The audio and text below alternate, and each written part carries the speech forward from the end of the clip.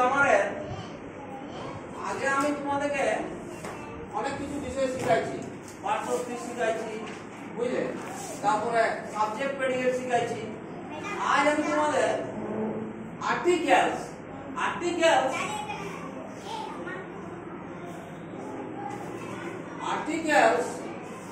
মানে A N আর দি, এগুলো আমরা শব্দের আগে বস করাই।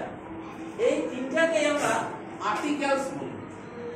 এ এন আর দি, এই তিনটাকে একসাথে আমরা আর্টিকেলস বলি। তাহলে এই আর্টিকেলসকে আমরা দুটো ভাগে ভাগ করব। এই যে এখানে আমি লিখেছি এ অর এন, এই যে একটা ভাগ, আর দা, টিএইচই দা, এই যে একটা ভাগ। তাহলে এ অর এন এটা হচ্ছে ইনডেফিনাইট আর্টিকেল, যেটাকে আমরা অনির্দিষ্ট বলতে পারি। আর শুধুমাত্র দি, এটা আছে ডেফিনাইট আর্টিকেল, এটা হচ্ছে দি। তাহলে আমরা আর্টিকেল দু ধরনের দেখতে পাচ্ছি। আজ আমরা ইনডেফিনাইট আর্টিকেল নিয়ে কতগুলো উদাহরণ দিয়েছি। সেই উদাহরণগুলি আমি তোমাদেরকে পড়ে একটি একটি করে দেখাচ্ছি। প্রথমে আমি নিয়মটা বলছি। শব্দের শুরুতে ভাওয়েল সাউন্ড হলে বা শব্দের প্রথমে ভাওয়েল থাকলে শব্দের আগে এন বসে। তাহলে এখানে আমি দিয়েছি an dash ash dash enemy dash orange dash umbrella dash hour dash honest dash year, তারপর হচ্ছে dash boy dash year dash whole, এখানে ড্যাশ ইউনিভার্সিটি ড্যাশ ইউরোপিয়ান, আর এখানে দিয়েছি ড্যাশ ওয়ান রুপি নোট আর ড্যাশ ওয়ান আইডিয়া। তাহলে আমি প্রথমে এই চারটে বলছি, আমি তুমি আসবে কেন, তুমি ড্যাশ এস কি হবে লেখো তো, ড্যাশ এস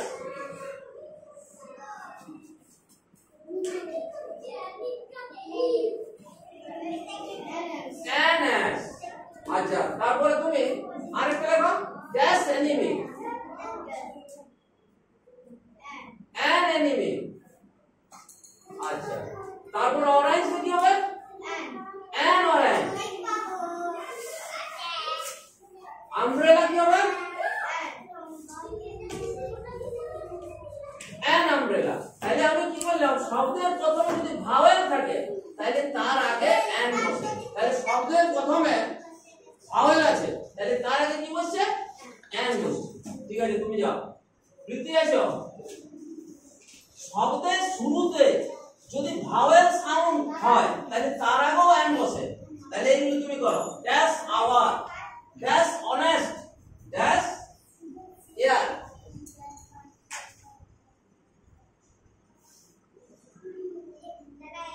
এন আওয়ার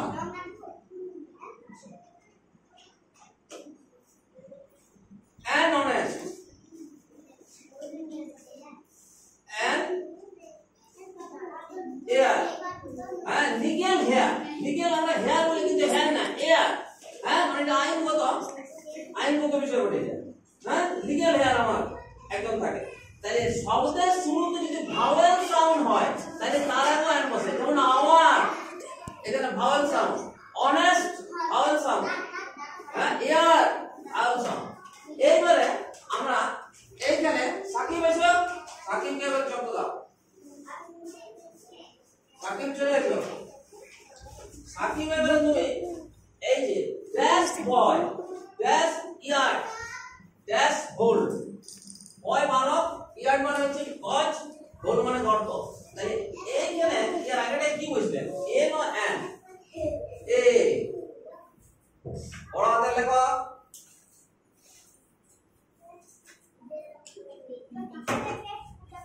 এ ইয়ার আগে এ ইয়ার, তার আগে এ। তাহলে শব্দের প্রথমে কনসোনেন্ট থাকলে তার আগে এ বসে। ঠিক আছে, তুমি চলে যাও। সংগ্রাম এদিকে আসো।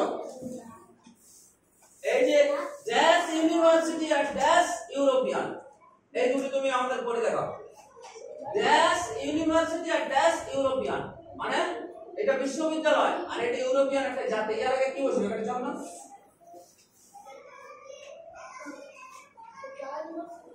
এখানে নিয়মটা বলে দিচ্ছি। These words begins with a consonant sound that of you. You যদি ইউ উচ্চারণ হয় তার আগে এ বসে, যদি এটা এ আর এক বসে যাবে তার মধ্যে, তাহলে ইউনিভার্সিটি যদি উচ্চারণটা ইউ ইউ ওয়াই ইউ বা রস্যই রস্য হয় তাহলে তার আগে এ বসে, তাহলে কি হবে? এ এ ইউনিভার্সিটি লেখো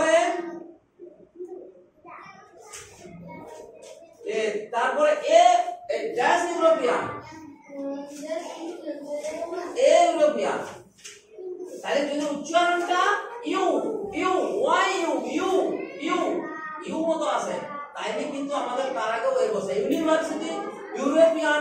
হ্যাঁ, এইবার আর দুটি আছে, এ ওয়ান রুপি নোট আর এ ওয়ান আইডিয়া। তার মানে কি এখানে এ এবং এর মধ্যে কি বসবে?